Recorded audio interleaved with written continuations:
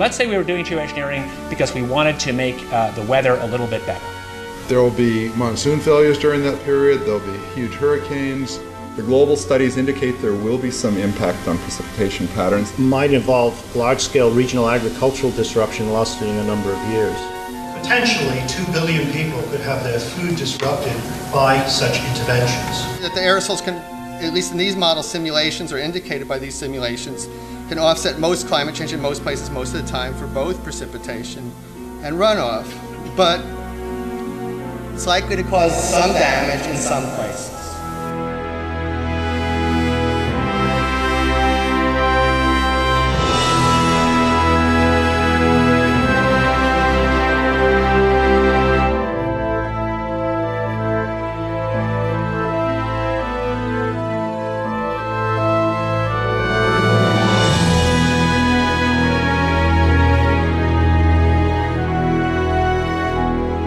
When I grow up, I want to be either an artist or a teacher.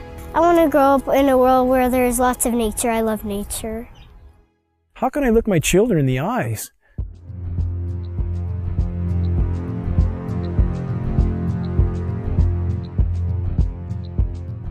and not try to shed the light on this issue, knowing every breath they take is laden with these metals? I have been forced to conclude that there is no greater or no more immediate threat to anything that lives and breathes than the global geoengineering programs short of nuclear catastrophe.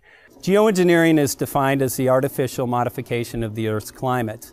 Geoengineers are proposing spraying 10 to 20 million tons of toxic aluminum and other substances into our sky for the stated goal of cooling our planet. So let me distinguish these two different kinds of geoengineering as clearly as I can. So the first one is we call solar radiation management, and that's the idea that you could put mostly reflective particles or other means to make the Earth whiter, effectively to increase the Earth's reflectivity, reducing the amount of heat that's absorbed by the sun, and therefore exerting some overall cooling tendency on the Earth. I think, though, the initial results of climate models indicate that reflection of sunlight away from the Earth can offset most climate change in most places most of the time. But it will damage some places. We've mostly thought about sulfur, and nevertheless, there might be some good reasons to think about alumina. It turns out, first of all, there's been a lot of work on the environmental consequences of alumina in the stratosphere. There's a bunch of papers going back to the 70s that look at the radiative and ozone-destroying properties of alumina in the stratosphere, and those make you think it might be useful. Do this in just a jet in a very simple way, make high-quality alumina particles just by spraying aluminum vapor out, which oxidizes. So it's certainly, in principle, possible to do that. Since we released What in the World Are They Spraying?, hundreds of people from around the world have began taking rain tests.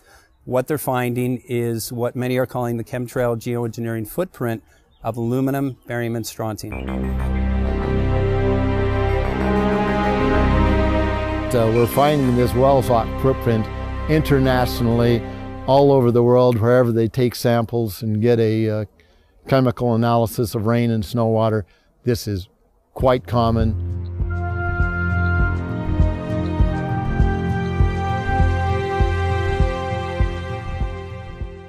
Wherever you see the jet chemtrails go over, you're going to get aluminum, barium, strontium coming down on you. Why would we not believe it's happening when what we see in the sky matches exactly the express goal of numerous geoengineering patents, about 160 or more? Why would we not believe this is happening when every element showing up in the rain tests are the primary elements named in those geoengineering patents? Why would we not believe this is happening when we have escalating levels in very short time frames, as short as 5 years? We see rain levels of aluminum, for example, escalating as much as 50,000%. California air quality studies do not show these metals migrating from China. And it's of recent origin, so this bombardment of heavy metals that's raining down on us is coming from somewhere. Why would we not believe geoengineering is occurring when the weather patterns are so altered here in exactly the manner stated by geoengineers and reports on the consequences for geoengineering, which are diminished rainfall, which are increased ozone destruction? We have a massive ozone hole in the northern hemisphere now. Should aluminum be in the soil in the rain? And yes, it should be in the soil. It's naturally there. Always was there. And should it be in the rain? Well, absolutely not. But the standard reply has been your samples are contaminated But since we are getting samples now that show 0 aluminum, and we're getting lots of barium and strontium and 0 aluminum, so that just proves that if there was dirt in our samples of some sort, dust blown up from the ground, we should get some aluminum in some detectable quantity. The primary ingredients in geoengineering are specifically the oxides of metals, including aluminum oxide.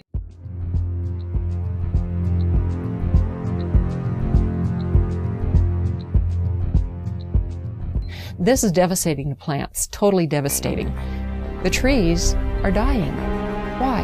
Approximately 2 years ago, I rode in the back, and you can ride in the back of my place for miles. You can go all the way through the woods, you know, creeks and everything, and it was, I say was, gorgeous. And the day before yesterday, I took a ride, and I rode in the back, and what I found was total devastation. As I pointed out before, Michael, we're seeing, as in this example here, very hardy native plants completely flash out dead. That looks like it's been hit with some kind of a chemical. And we've only seen this in the last couple of years. And there's another one there, back over there. We're seeing mature madrone trees, which are 70, 80 feet high, flash out dead, just like this. USDA refuses to investigate it. The pH typically around here should be about 5.6. Well, since the contrailing got heavy, I watched the pH here in these forests, well, go up, I guess would be the word. From 5.6, it went about 20 times more alkaline.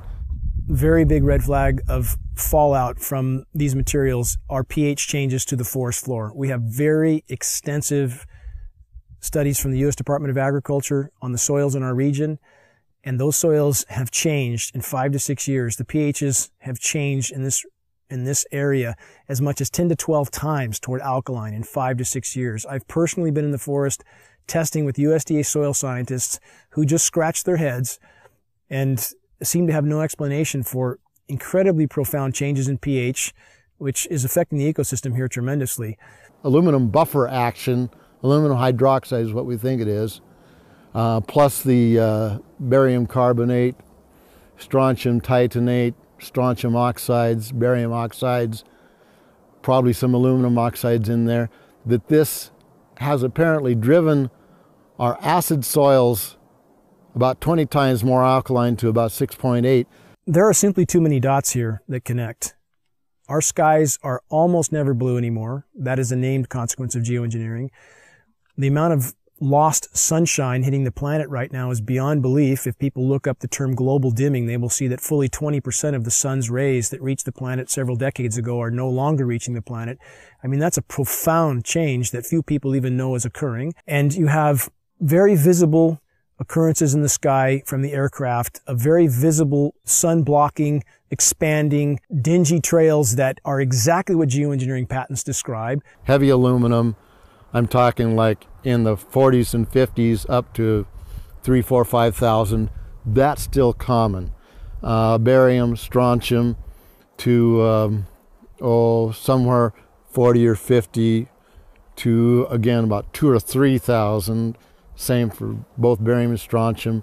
Where is this mountain of metal coming from? Why is asthma, ADD, Alzheimer's, autism, all elements related in many studies to aluminum or particulate inhalation? Why are these ailments going off the charts with no apparent explanation? Why has respiratory mortality in the continental United States gone from 8th on the list to 3rd in 6 years? And no one seems to ask any questions. Why every other person has asthma now? Why every other commercial on TV is an allergy medication? And again, when David Keith, the world's most recognized geoengineer, was asked on the record, had there been any studies done as to the consequences of dumping 20 million tons of aluminum into the atmosphere, his answer was patently no.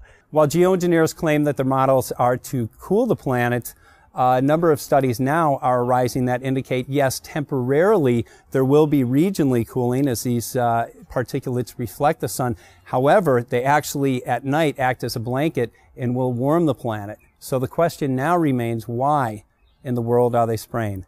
One of the things that geoengineering is about when you're environmentally doing something with the atmosphere is that you can be engaged in weather modification. Historically, weather modification in the United States began to be looked upon in the 1940s as something that people would want to do.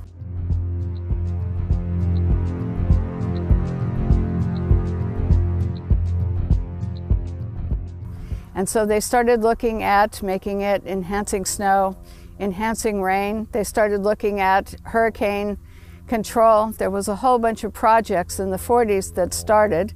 One was Project Storm Fury, which turned into a disaster when they tried to modify a hurricane. I'm Mark McCandlish.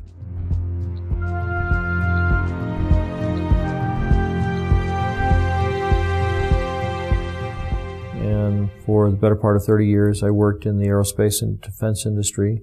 I had a secret clearance twice during my career.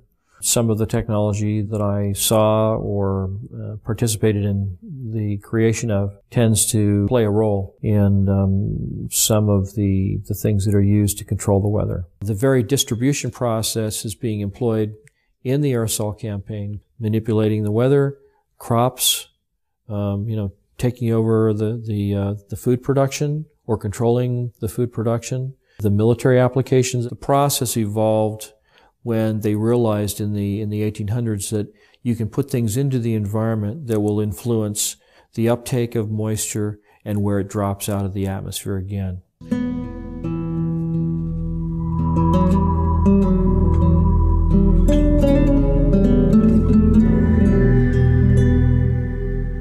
name is Scott Stevens.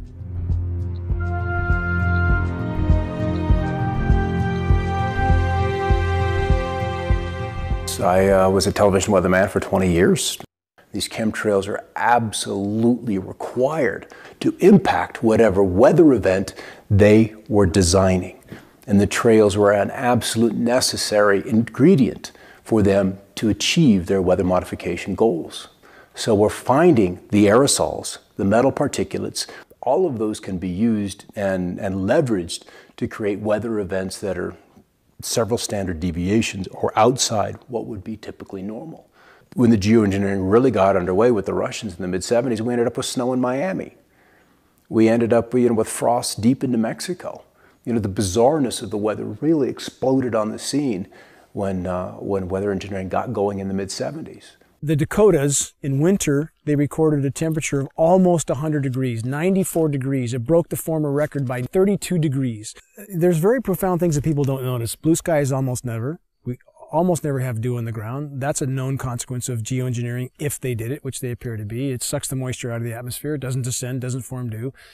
We have massive temperature disruptions. People are starting to wonder, why is it 80 degrees one day and then snowing the next day at 50 degrees or 45 degrees and then back up to 80 the day after that? When you push and pull the climate with these manipulation programs, of which there's a mountain of data to corroborate their existence, then you start to have massive fluctuations in the system.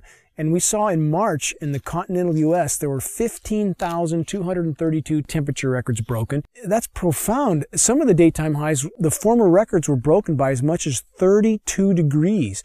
Don't people wonder what in the world is going on? Whether they want to make it snow at 45, 46, 47 degrees. I remember when 38, 39 was a big deal. Those kind of snowfalls in the upper 30s. And now that's been pushed into the 40s. There's a patent called ice nucleation for weather modification. This is a patent from NASA. It can be found online in its full form. This patent is for the creation of artificial snowstorms from what would have been rainstorms.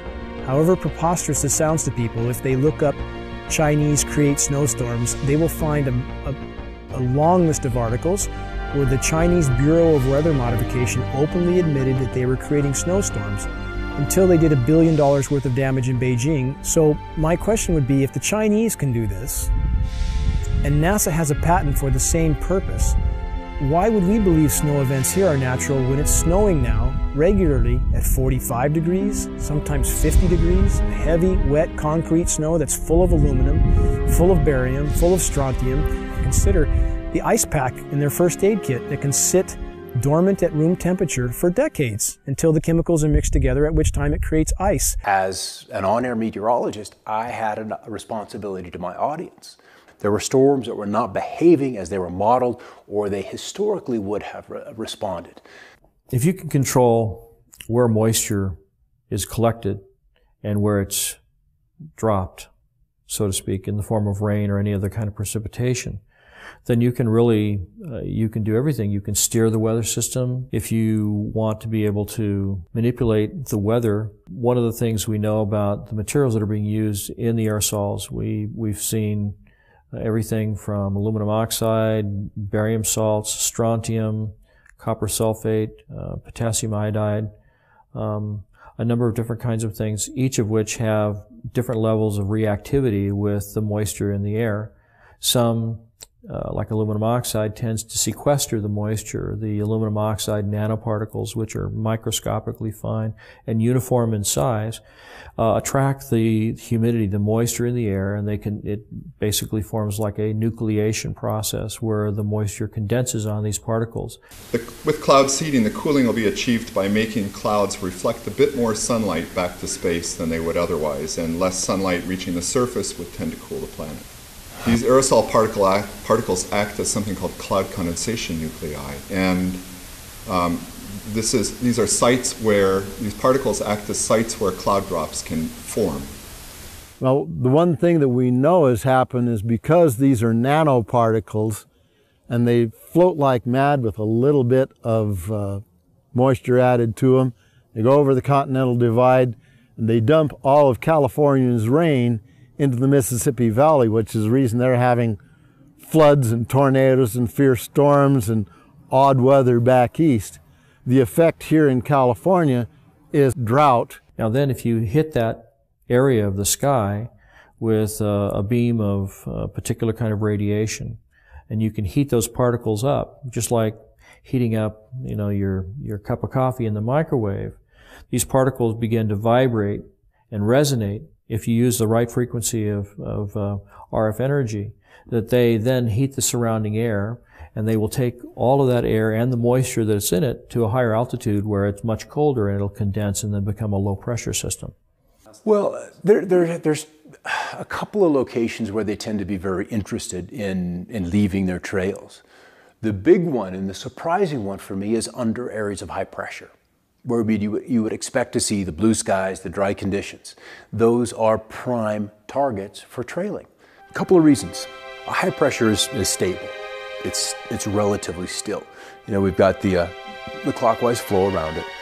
And if you accentuate the high, and so it's very easy to add those particulates of aluminum, barium, and whatever else they want to put in there. And as you add heat to that, those particulates then radiate the heat into the atmosphere and it warms. What does a warming atmosphere do? Boom, it expands. And so that's one way. It's a very simple way, but it's very apparent because under the high pressure, it's supposed to be quiet. It's supposed to be still. It's supposed to be blue. And we're not seeing that. Then as the storm approaches, the high begins to recede.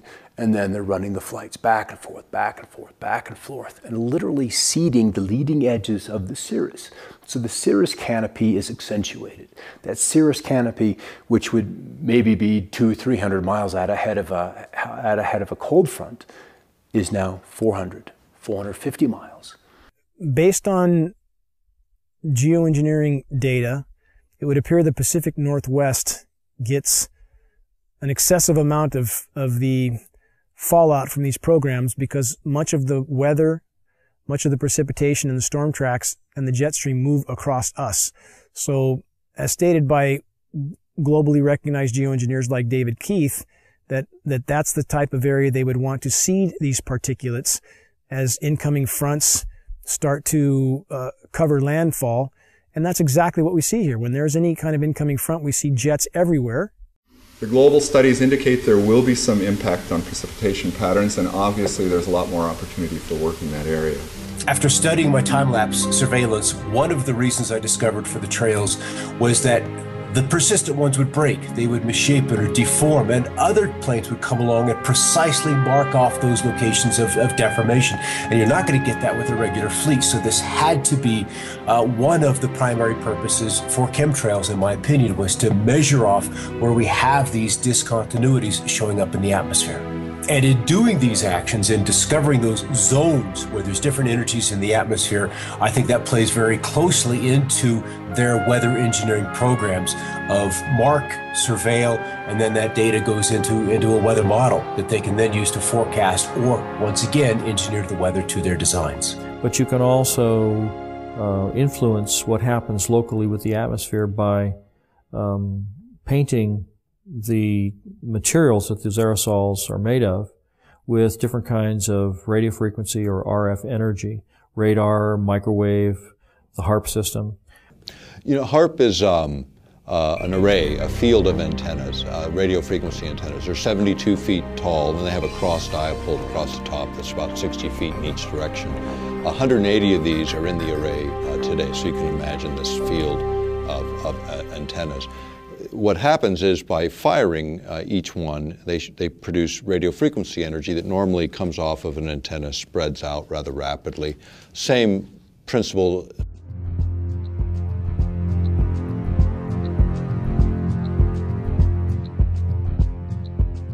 Principles in physics would be like a flashlight shining on a wall. You know, you start with a narrow beam, and by the time you hit the wall, you've got a wide beam. The idea with HARP is to get it to focus or concentrate that radio frequency energy so it doesn't spread out, so you can hold it tighter together and then manipulate it in very specific ways.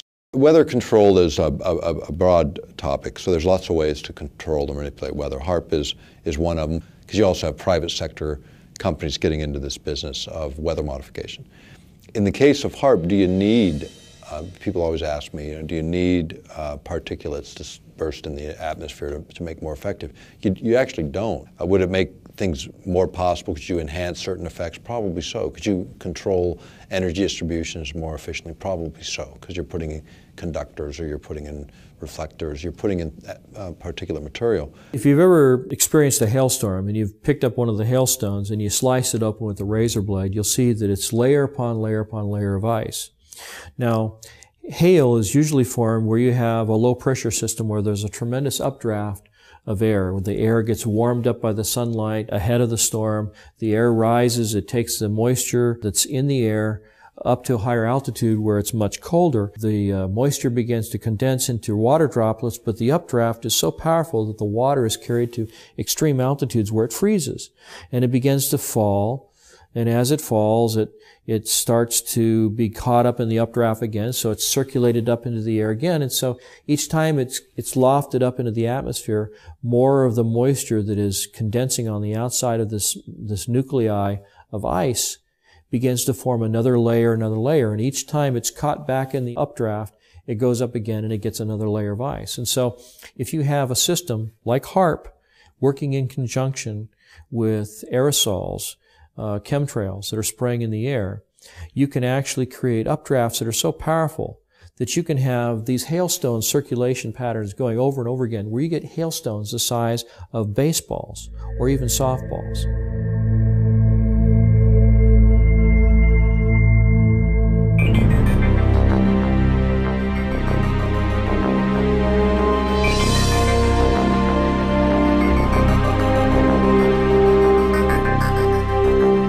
Weather has always been a strategic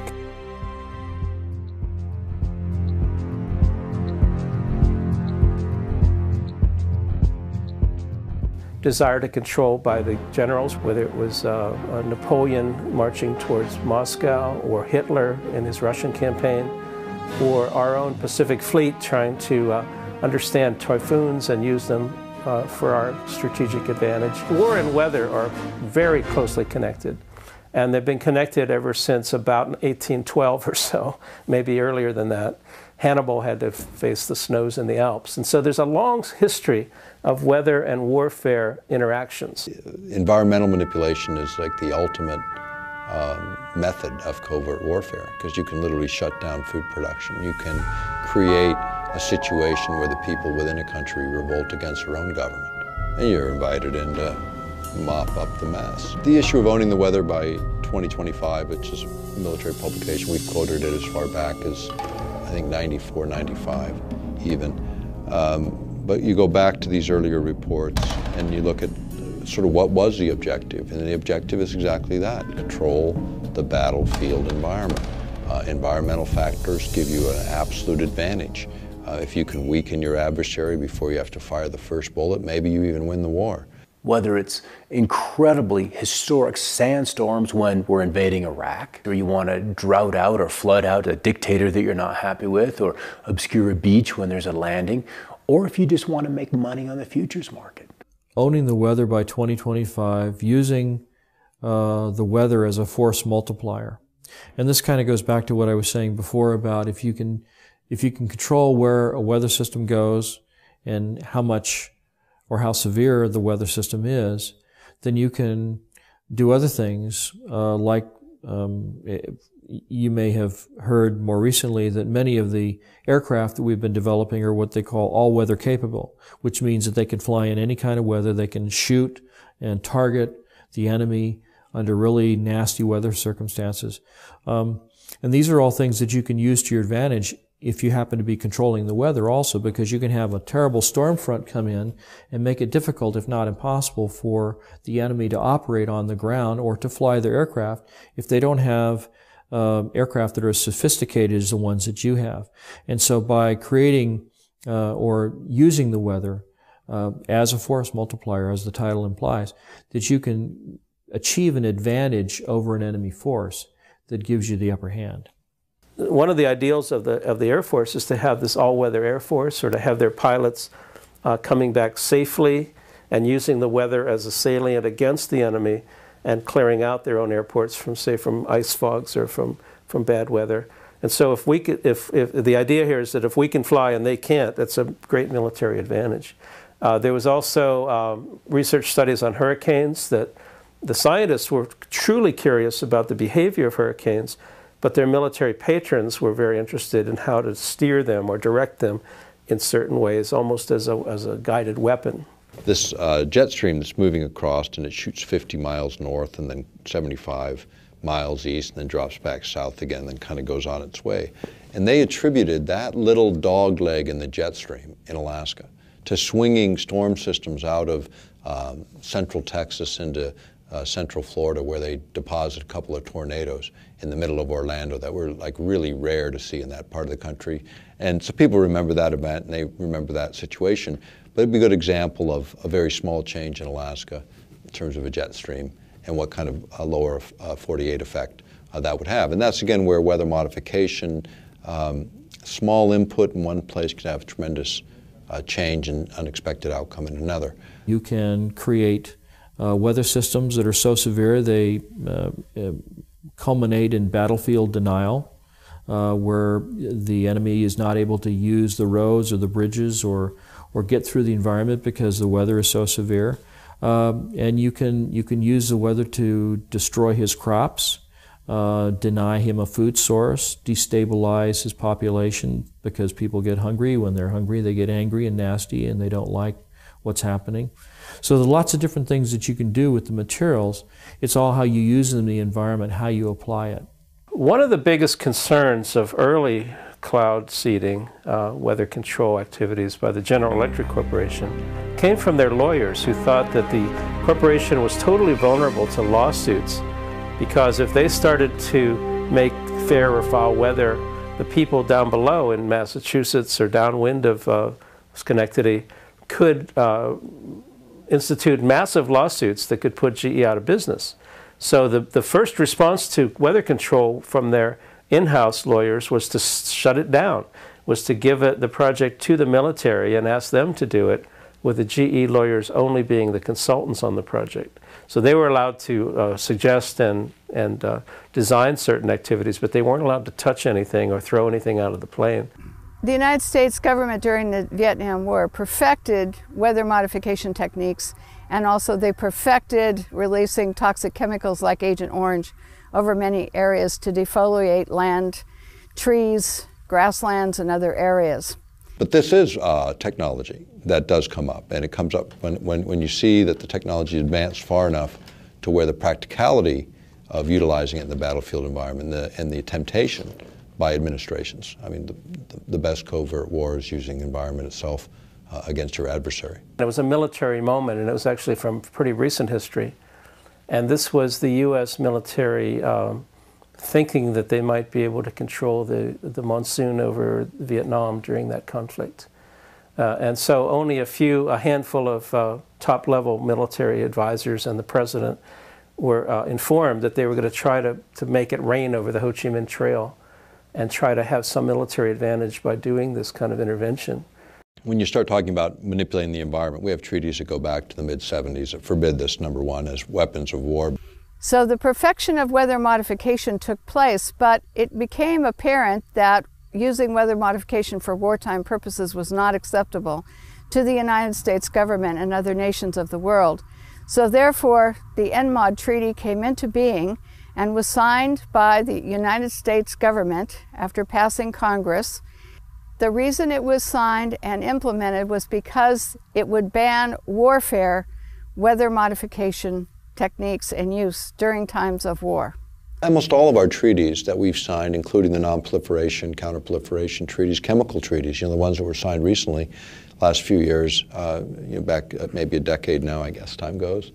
But they had domestic exemptions, and so does the environmental treaty, where you can do whatever you want in your own territorial boundaries. I mean, you start manipulating weather in one part of the planet, it doesn't look on the ground and say, oh yeah, wait, this is the boundary of a political boundary.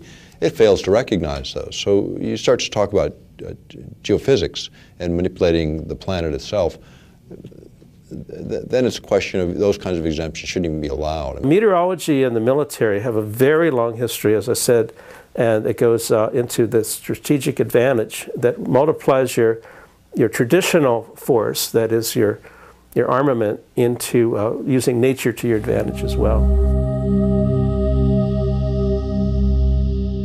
They want to create a storm in the southeast, then they'll start engineering out over the North Pacific. That's where the trailees will be, because you want to work out several days ahead of time so you have less input, and you multiply that over a couple of days, you can have a big result in 5 days' time. So small input upstream, big result downstream. And one of the rules is always work with what's coming. Don't try to necessarily work against it. You can kill a storm in place. That's easy to do with HAARP. You just change the polarization, you change the ionization of the atmosphere, and the storm will fall apart. It will affect the setting up of the storm tracks, the jet stream, the location of the storms. And so you end up with an intervention on the solar side of things would pretty directly begin to affect the weather patterns. And so climate control, or attempted climate control, and weather control rely on this very large spectrum of intervention. It's also true that if you can forecast climate, you can control a lot of futures markets, and you could know if you had the best information, or if you had some leverage over what the climate system is going to turn out to be, you would be able to invest in advance in all your crop futures and your agricultural activities, and not just agriculture, but weather effects. I think it's something like 80% of the U.S. economy is weather sensitive, and so all kinds of businesses would like to see some weather edge, some advantageous information that they would have. It's absolutely entirely possible to profit from the weather.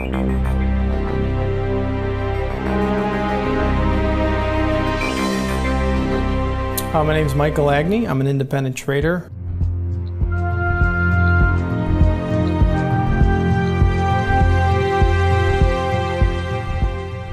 Trading commodities at the CME Group, member of the Chicago Board of Trade, and have traded derivatives and futures cash for over 15 years. Weather derivatives are financial instruments that firms would use to hedge risk concerned with adverse weather conditions. The first weather derivative was originally traded by Enron back in 1997. Weather derivatives started in 1999 at the CME Group.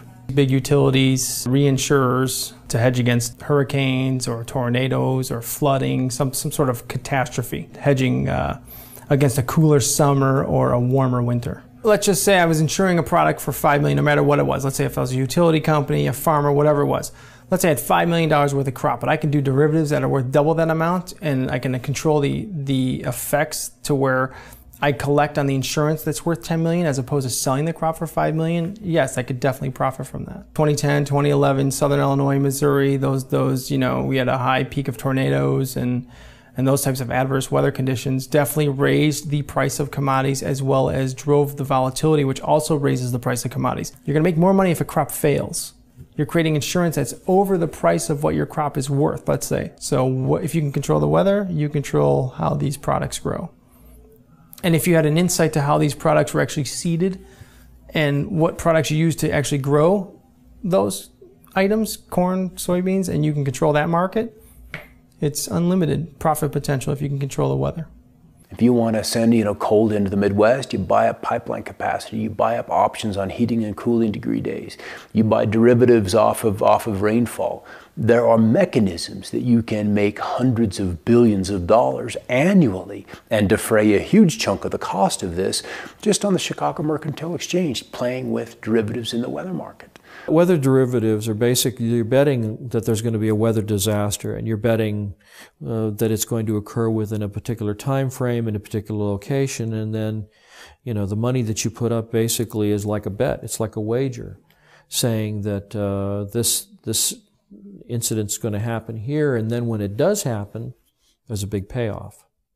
And that big payoff is something that motivates people to continue to participate in this kind of thing and maybe even feed the very process that's causing the bad weather to happen. Particularly if there's a connection between the people that are seeding the clouds and the people that are making investments. This is a new opportunity. It's a new tool for investors.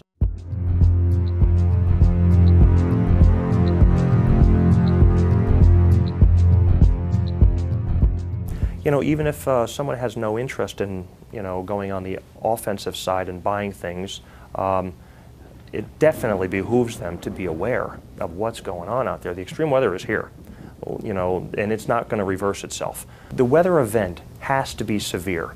Ionospheric heating, in fact, these instruments, when they were first utilized, which is in the former Soviet Union back in the 70s, they started out then, they still call these ionospheric heaters because in one mode of operation, you can literally create above this instrument on the ground, you can heat an area up to 30 miles in diameter in the ionosphere. So you heat it up, and by heating it, it literally raises it. So then imagine this column moving up several hundred kilometers out, and then the lower atmosphere begins to rush in and fill that vacant space, that void. And as a result, you're altering pressure systems for quite a distance, which of course alters the weather. You're also able, if a jet stream is coming in the air, you're able to alter its course. And if you alter a jet stream, even a small amount, then the swing factor on the other end, you can move it.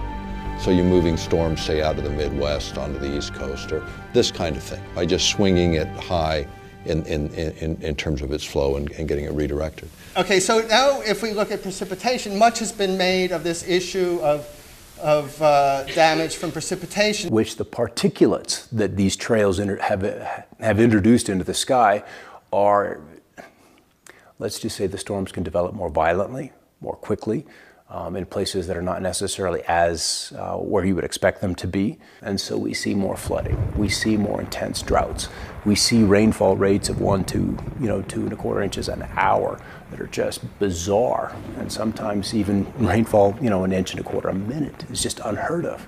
And so you have an area that's already been heated by the sun's rays, and then you have the aerosol drift in over that area, and it's reflecting both ways. It's reflecting the heat of the sun back out, but it's also trapping the heat that's already been created there by the sunlight. So it will actually create more heat and trap heat inside and closer to the atmosphere. It can actually exacerbate global warming problems. And if you become more aware of what's happening, where the global commodities are, what extreme weather events, you're one step ahead of them.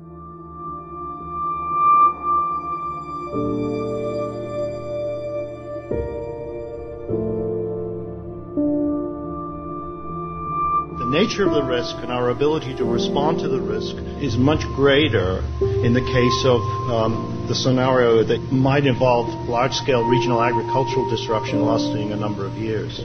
So the agenda was drought. The agenda was to kill the storm, at least in that one particular spot. You see a tremendous and significant loss of property and crop production. Many times this will cause farms to go out of business, and when farmers go out of business, they usually have to sell, and then if there's somebody waiting in the wings to buy their land and then turn that land over to the production of genetically modified crops, you can see where there would be kind of a strategic advantage there. There's something that happened in the Midwest, and I'm sure everybody's heard about the flooding in the Midwest. And what happened is George Soros and his big corporate monolith went in and started buying up the farmland. So not only is it creating all these stresses, it appears to be a corporate land grab. In other words, when the farmers, the small farmers, go out of business, they're wiped out through these droughts and everything, then the big guys come in, buy up the land. And if you think of Western history, there's a lot of it concerning water rights and even water wars. And so they were shooting about access to water to water your livestock.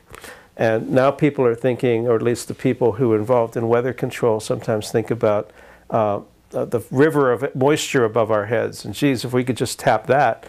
But that too is a water right. That would involve access to people that felt that maybe they had prior rights over it. You're reducing the food security of people through deploying these kinds of approaches that Potentially 2 billion people could have their food disrupted by such interventions.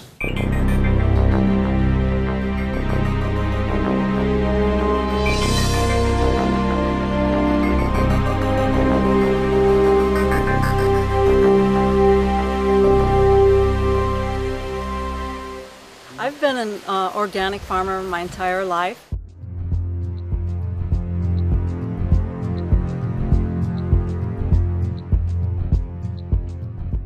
And I've been, in the last 8 years, been certified organic. And so I've been growing food in a way that feels healthy, where I have the most energy. And now it's not so healthy. I want to pass a really nice, healthy soil, rich soil, earth on to the children and have it be fertile. My name is Joel Gil Coca. I've been farming in this land for about 5 years.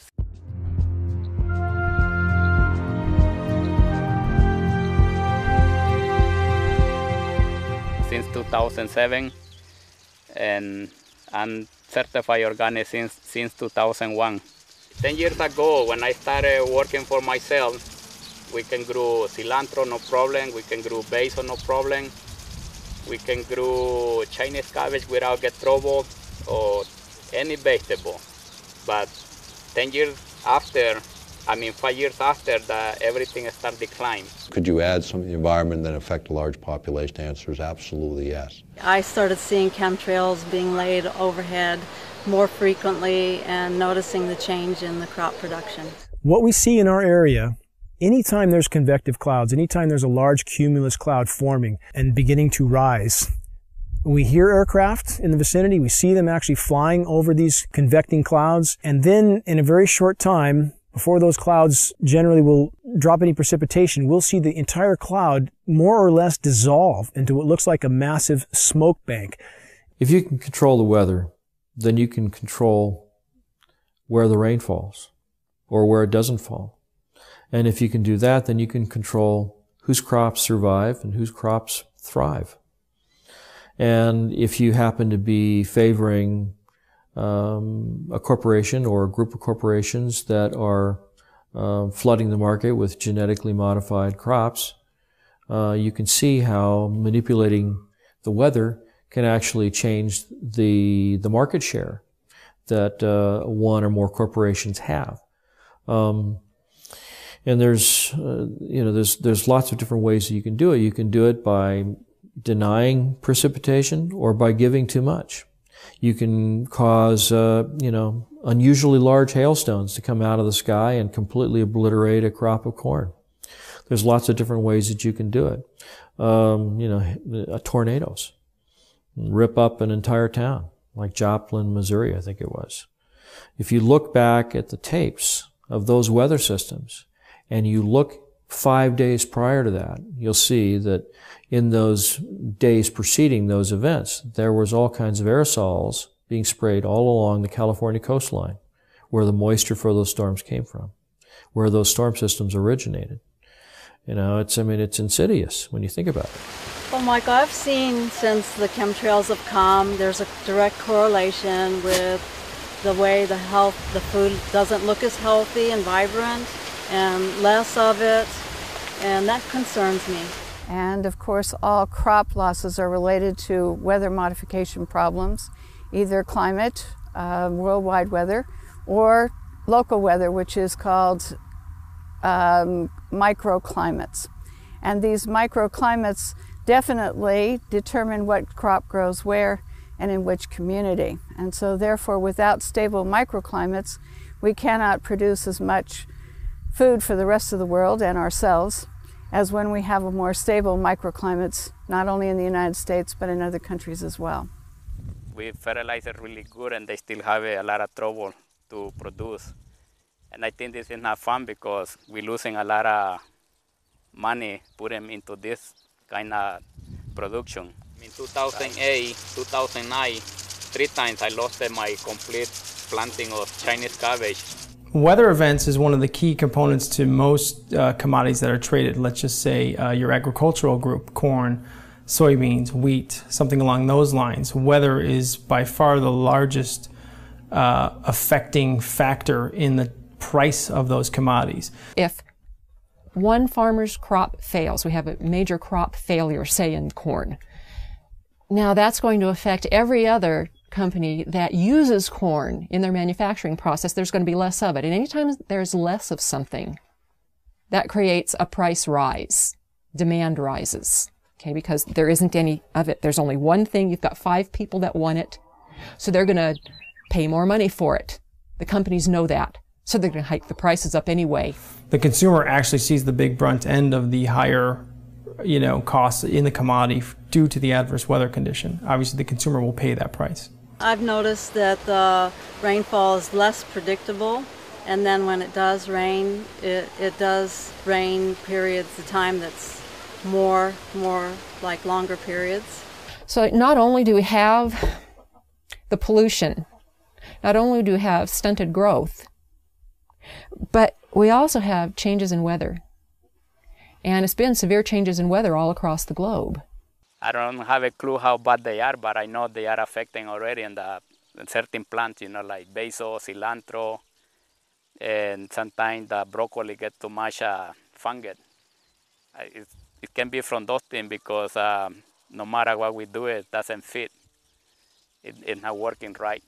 It appears to be a fungally related ailment, and if one looks at the species extinction rate, which today is estimated to be 1,000 times natural variability, that's 1,000 times normal, a figure you'd think would alarm most reasonable people, which is 100,000% of normal, and 70 to 80% of that extinction, plant and animal, is related to fungal infection. Geoengineering particulates are known to proliferate fungal reproduction. Abiotic stresses are drought, cold, heavy metals, excess moisture in the soil. And Monsanto has a patent that actually addresses all of those abiotic stresses. And the plants that it addresses is everything from apples to zucchini. 2011 was one of the worst years for things that create abiotic stress. They had 12 worldwide severe weather problems. This destroyed a good portion of the food supply. Now I'm having a hard time growing cherry tomatoes outside under these conditions, and I've turned to having to build a greenhouse where I'm now growing large tomatoes, heirlooms, and they are producing really nice big tomatoes. I see that the tomatoes that I planted now are really healthy and the ones outside are dying. The Midwest grows 40% of the world's corn, and it does have a tendency to flood, so we can expect more and more flooding. According to the statistics, the EPA statistics say that there's going to be more and more flooding. Monsanto is one of the world's largest chemical companies.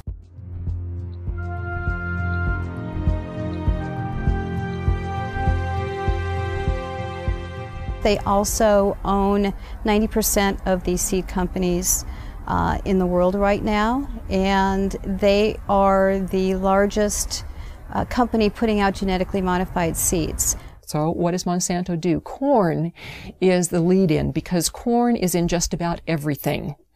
Corn is the main crop.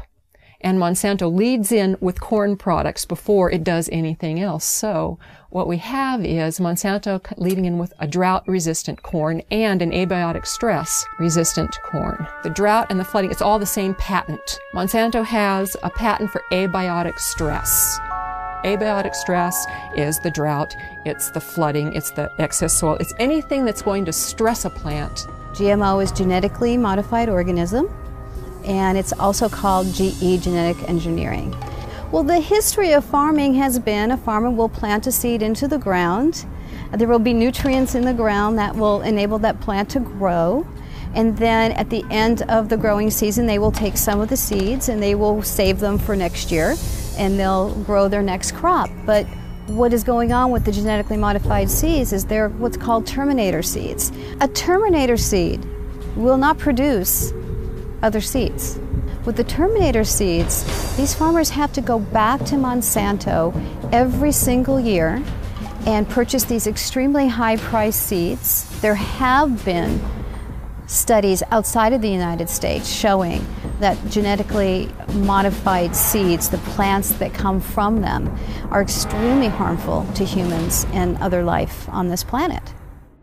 When I started farming, I produced 100% my crops, but in the last 4 years, I've been declined to 50–75% if I talk into later crop, because I've been lost everything. And that's why I start moving all different crops so I can cover the loss. Well, my food production has declined at least by 60% in the last, 10 years. I've noticed banana stalks are smaller, and certainly the tomatoes, I'm hardly getting any. I used to get bushels of tomatoes, and now I can barely get a bowl. My concern, it can be, it's possible if we're going to run out of business if they continue doing that. They really need to stop it doing. That's all I believe, because we cannot change the system, the mother nature. We have to keep going the way it is. It's not possible. On the other hand, heat stress is going to be one of the things, or thought to be one of the things, that might limit production of crops throughout the tropics. And so there are some questions of trade-offs of, if you think you're going to benefit many people and harm some people, how do you deal with this issue of equity, and what are the options for dealing with that? A really interesting thing that I found is that the EPA has concluded that incidents of heat stress, drought, flooding, cold, any type of abiotic stress is on the increase. And loss due to that is going to double by 2030. Then you put yourself up as the solution. So when all of this weather comes and wipes you out, or you have a drought problem, drought, we've got the seed for you. Here's our drought-tolerant corn just for you, and it'll solve your problems. Oh, by the way, you have to sign this agreement, this 40-page agreement, so that when you go ahead and plant these seeds, you now belong to Monsanto. The weather disasters seem to be directly correlated to an increase in Monsanto sales. So there will be the have and the have-nots. And one of the things that's being discussed under global geoengineering is which countries will be the haves and which countries will be the have-nots when that type of climate remediation is undertaken by many people at a certain level, mostly private corporations funded by the U.S. government, they are hoping. The fact that it's cheap isn't necessarily a good thing at all, as I'll come to in a second. The fact that it's cheap is part of the hard problem of governance. The fact that it's cheap means any small state or even conceivably individuals could do this, and that is a very dangerous thing. There's only probably under $10 million per year, and maybe far less than that, being spent on geoengineering research. It's a mix of a handful of government grants and some private money, including support from Bill Gates Bill Gates invests in geoengineering. Geoengineering destroys crops. Monsanto supplies the seeds to replace those crops. Bill Gates invests in Monsanto. So Bill Gates makes a ton of money, Monsanto makes a ton of money, and the small farmer gets squashed. Corn prices go higher because of a severe drought in this country. You know, where 41% of the country or the world's supply of corn comes from. So corn prices are higher, the farmer has more money, so what does he do? He buys fertilizers, which drives up the mosaic stock, or he could purchase genetically modified seeds from Monsanto. You've got severe drought in Africa. In 2011, there was a severe drought. This is causing nothing but death. It's causing starvation, it's causing malnutrition, it's causing a severe water shortage. How do you grow anything without water? You cannot grow anything without water. So what does Monsanto do? They say, oh, we got a drought-tolerant corn for you. There's been an excessive push to get bioengineered crops into Africa. They look at severe conditions as an opportunity. They're disaster capitalists. Okay, so here you have farmers and they've got flooding, they've got droughts, they've got everything that totally wipes them out. So what happens? Okay, if they plant it early enough in the year, they can go ahead and try and plant again. So buy more seed. Okay, buy Monsanto seed. So they're just raking up on that end of it. Okay, so if you can create enough weather manipulation, you can shorten growing seasons, you can create enough of that disaster, and you've got the seed supply, they've got to come to you.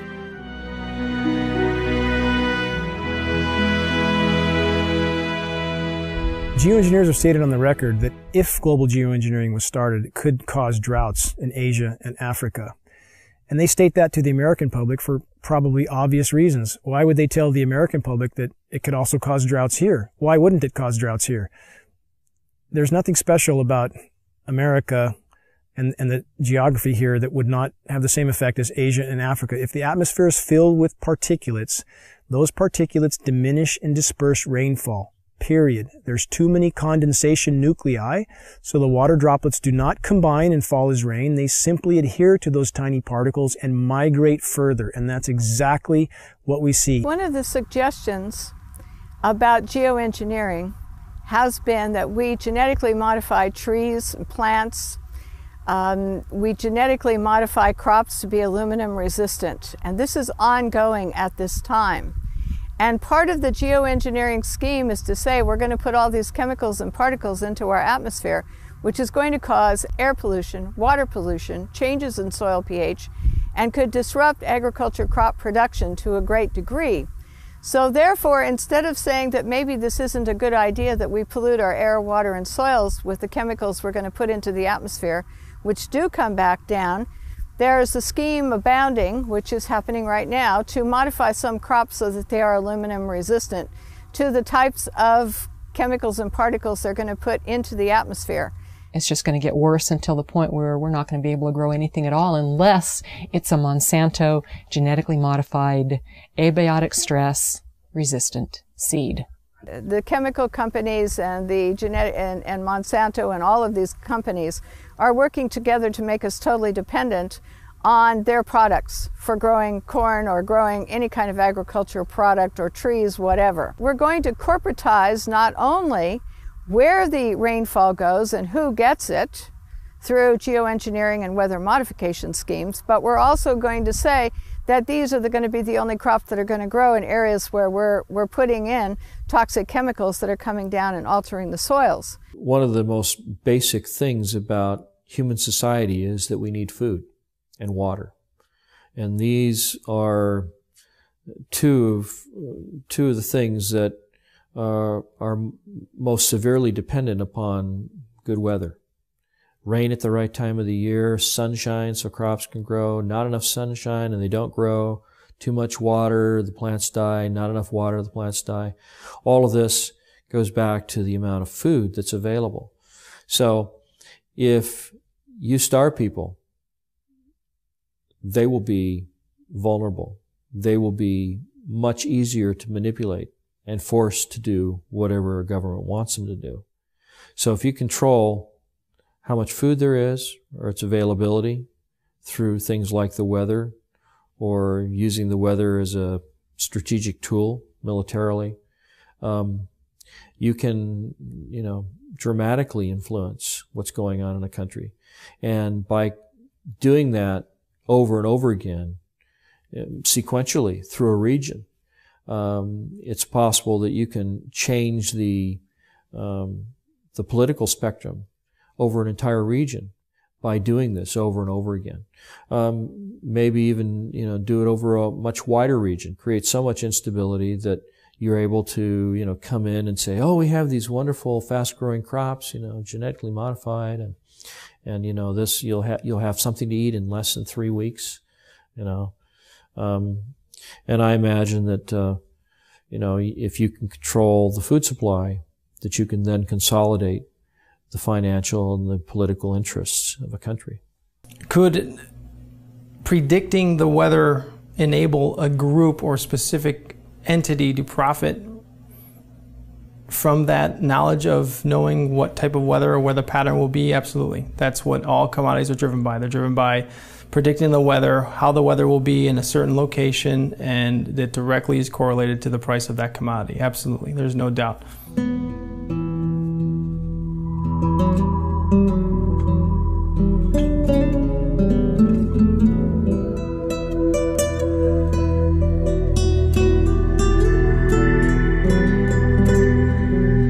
While there are a number of agendas associated with these damaging programs, one thing's for sure: they can be used to control our weather and thus corporatize every natural system on the planet.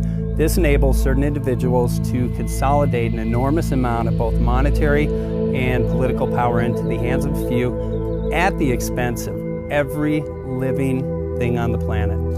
Just by definition, the geoengineering programs are a direct assault on the most elemental aspects of nature. What we're doing when we modify the weather is we're changing the world's climate and we're changing the microclimates, and we are doing it.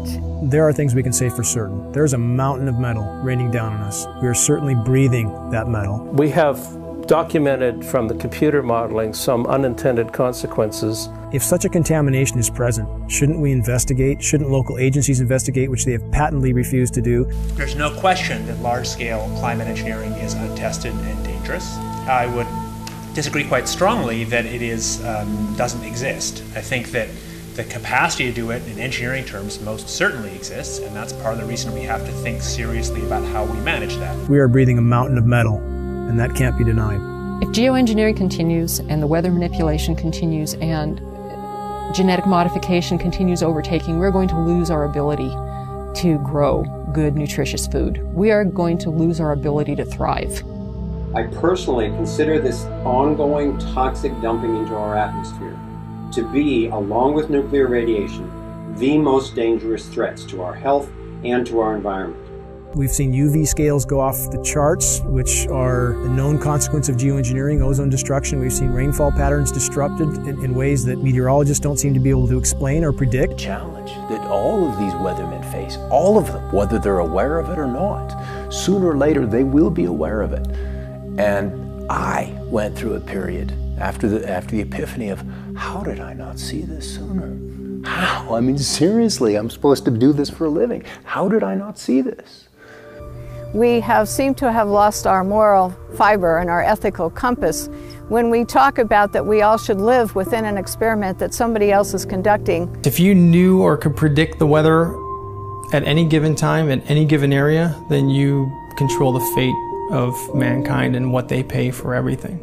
Washington is not responsive to the average person. It's responsive to commercial interests who can spend millions on campaigns now without restriction, who literally drive the policy making in Washington, D.C. I guess I'm under the belief that you can't control the weather. I hope someday we could control the weather. Power becomes an addictive thing.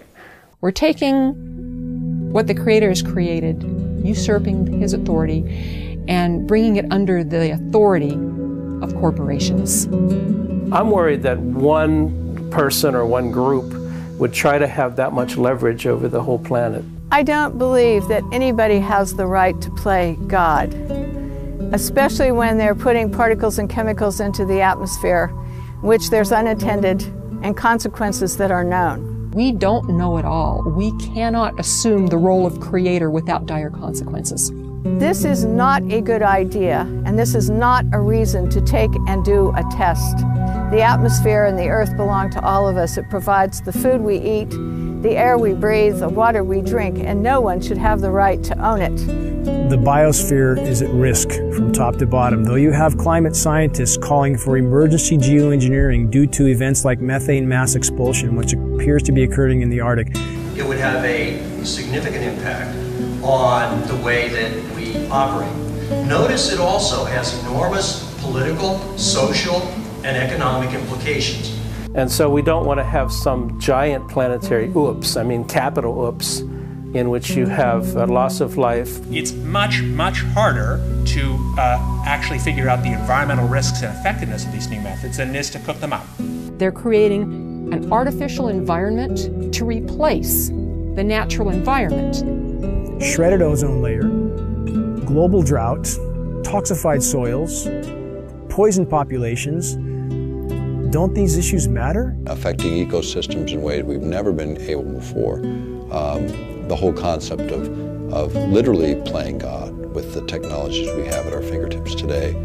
And however the climate changes, wouldn't we be better to let the planet react on its own instead of trying to play God? It doesn't have any benefits to society at all. It doesn't benefit the plant, it doesn't benefit the farmer, it doesn't benefit the environment. It's all about money, and weather is another form of commoditizing, a way the Central Command Group can commoditize another form of our life. At least the EPA has stated that there is going to be more weather, and they're attesting it to climate change. Well, I agree.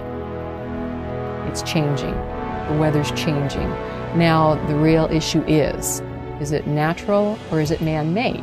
And if it's man-made, who's doing it? Is it the geoengineering guys? That's what I believe as geoengineering continues, that whatever changes are happening to the planet, we will exponentially worsen those changes and poison everything in the process. And indeed, with the amount of metal falling on us, that poisoning appears to have been occurring now for quite some time. Why are you spraying that stuff in our sky? It's accumulating massive amounts of wealth in very few hands, and that's what they're trying to do in all aspects of these economies. The money's not worth it. This is my future. I encourage people to get involved in the projects they're interested in, whether it's this one or some other one. To thrive, we need to organize locally, nationally, and globally to expose and stop this practice immediately. Please quit free riding on our future. But do what you can do, and I think that's really the answer for all of this, is recognize that there's a network more powerful than the internet. It's a human race, and we are connected in a way that's quite powerful. The fact is, acting on what we know to be right and true, doing something about what we care about that we can do. Please tell everyone you know about this. Bring this message to community meetings, demonstrations, and other public events. The work we're doing will provide cover for others to come out. And I'm most interested in whistleblowers. Send this film to environmental, farm groups, media groups, ADD, Alzheimer's, asthma groups, and other organizations that would do something if they only knew. Because we deserve a future. And if you control the weather, you're going to control the planet. It's that simple. Some people address this issue in fear. Some people address it in anger. I address this in faith. Faith believing that we collectively, as human beings, as humanity, have the power and the ability to stop these damaging programs.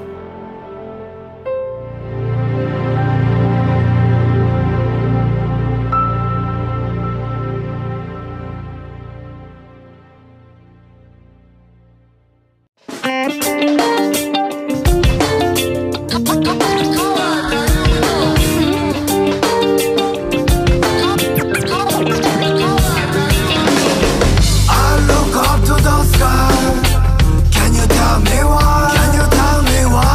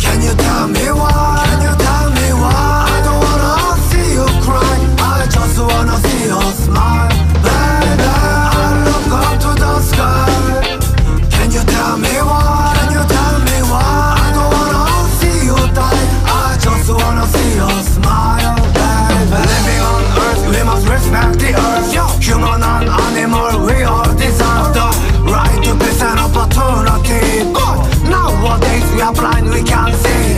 Hidden agenda, we can't surrender. Children of our future, we must remember. Oh, don't know what's going on. Yeah, we must stand up for the earth. Oh, don't know what's going on. Turn down, we must stand up for the earth. I look up to the sky. Can you tell me why? Can you tell me why? I don't wanna see you cry. I just wanna see you smile, baby. I look up to the sky. Can you tell me why? Can you tell me why? I don't wanna see you die. I just wanna see you smile, baby. We want the truth, give us the truth. Yeah, we want the truth, gotta save our youth. We want the truth, give us the truth. United wanna bring out the proof. Living on earth, we must respect the earth. Human and animal, we all deserve the right to peace and opportunity.